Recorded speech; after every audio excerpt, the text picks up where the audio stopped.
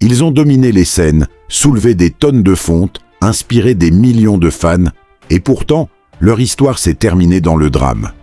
Overdose de stéroïdes, insuffisance rénale, crise cardiaque en plein effort, chute fatale sous les projecteurs. Le bodybuilding professionnel cache un revers bien plus sombre que les paillettes du Monsieur Olympia. Aujourd'hui, on plonge dans le destin tragique de 10 athlètes qui ont tout sacrifié pour la perfection physique et qui l'ont payé au prix fort. Accrochez-vous. 10. Andy Haman, alias Mr. Incredible. Andy Haman, c'est le géant américain reconnaissable entre 1000, avec ses 1,80 m pour près de 150 kg. Star des réseaux sociaux et du bodybuilding extrême, il incarnait la démesure jusqu'au bout. En mars 2022, à seulement 54 ans, il s'est effondré chez lui et n'a jamais repris connaissance.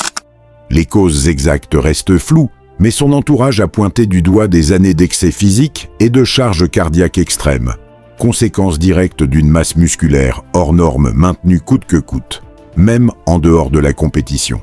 Sa mort a rappelé une évidence brutale. Plus on pousse le corps vers l'extrême, plus le cœur trinque en silence, jusqu'au jour où il ne suit plus. Numéro 9. Paul Dillett, le géant. Dans les années 90, Paul Dillett fascinait avec ses 120 kg écorchés pour 1,85 m, un physique presque irréel qui l'a propulsé parmi les stars du IFBB. Mais après sa carrière, son corps a payé cash des années de stéroïdes à haute dose et de régimes extrêmes. Contrairement à d'autres, Dillett n'est pas mort jeune, mais sa dégradation physique spectaculaire est devenue un cas d'école. Le colosse intimidant a vu son corps se transformer, ventre gonflé, silhouette méconnaissable, symbole vivant de ce que le bodybuilding professionnel peut laisser derrière lui une fois les projecteurs éteints. Numéro 8. Sifiso Lungelo, Tabet champion du monde sud-africain. Sifiso Tabet avait pour signature un salto arrière qu'il réalisait sur scène pour électriser le public. En août 2017, lors d'un échauffement avant un concours, il tente sa figure fétiche une fois de trop. Il ne parvient pas à effectuer une rotation complète et atterrit directement sur la tête, se brisant la nuque devant une foule horrifiée. Filmé en train de rester immobile au sol avant de rouler péniblement sur le dos, l'athlète de 23 ans succombera quelques jours plus tard. Une tragédie qui illustre à quel point le show et la performance physique peuvent parfois l'emporter dangereusement sur la prudence. Numéro 7. Baitola Abbaspour. Seul Iranien qualifié pour la finale du Masters Olympia, Baitola Abbaspour représentait un immense espoir pour tout un pays passionné de musculation. En 2015, il est frappé par une vascularite sévère, une maladie inflammatoire qui attaque les vaisseaux sanguins et finit par endommager irrémédiablement les organes. Hospitalisé, il tombe dans le coma et meurt à seulement 36 ans. Si le lien avec le dopage n'a jamais été prouvé formellement, la communauté du bodybuilding iranien retient de lui l'image d'un pionnier parti bien trop tôt, victime d'un corps poussé au-delà de ses limites biologiques. Numéro 6. Rich Piana. Impossible de parler de bodybuilders qui ont mal fini sans évoquer Rich Piana, véritable icône YouTube avec plus d'1 million d'abonnés. Le 7 août 2017, alors qu'il se fait couper les cheveux par sa compagne Chanel Johnson à Clearwater, il s'effondre brutalement, se cognant la tête dans la chute. Plongé dans un coma artificiel, il ne se réveillera jamais et meurt le 25 août à 46 ans. L'autopsie révèle un cœur et un foie 2 fois plus lourds que la normale chez un homme adulte. Piana avait pourtant toujours été d'une franchise brutale sur ses excès. Près de 30 ans de stéroïdes assumés, un tatouage danger biologique sur la nuque et cette phrase glaçante prononcée des années avant sa mort « Je sais que je fais des dégâts à mon corps avec mes choix ». Numéro 5.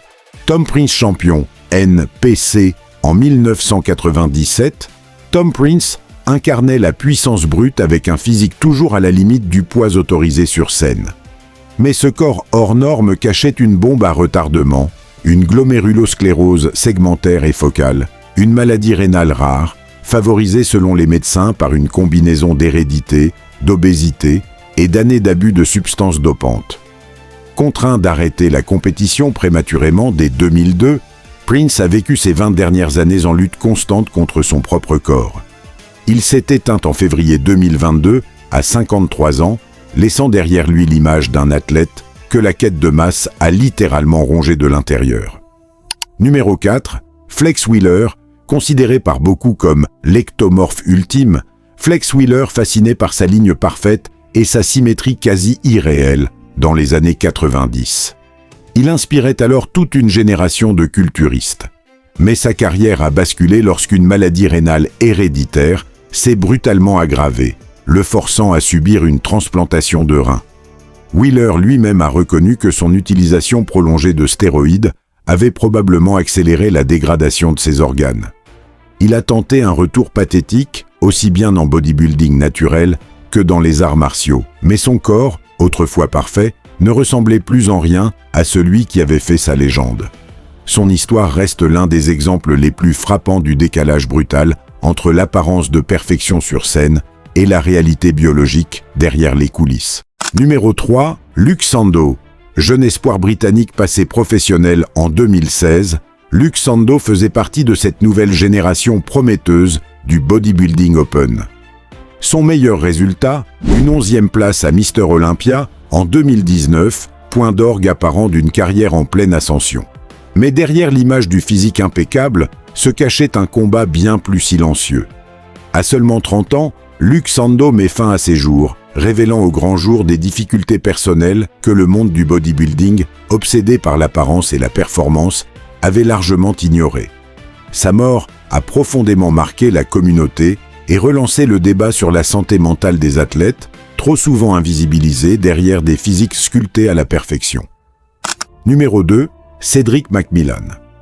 Ancien instructeur de l'armée américaine à Fort Jackson, devenu bodybuilder professionnel, Cedric McMillan avait remporté l'Arnold Classic en 2017, l'un des titres les plus prestigieux du circuit.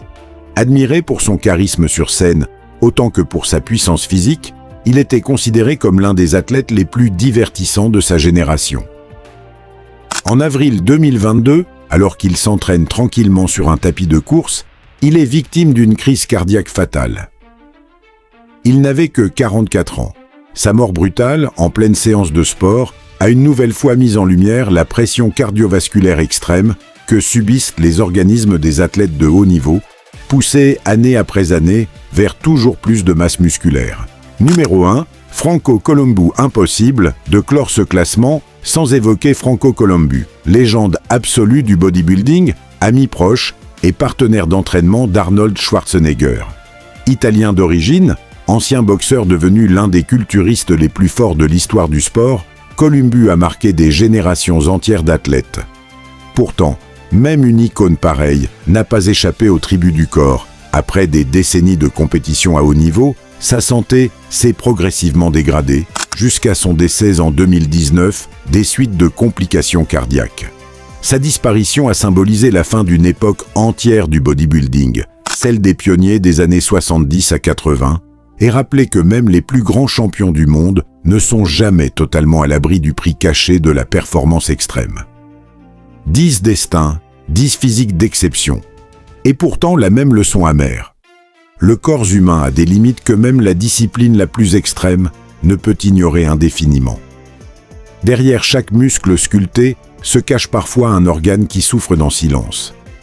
Une passion à admirer, mais jamais à imiter aveuglément.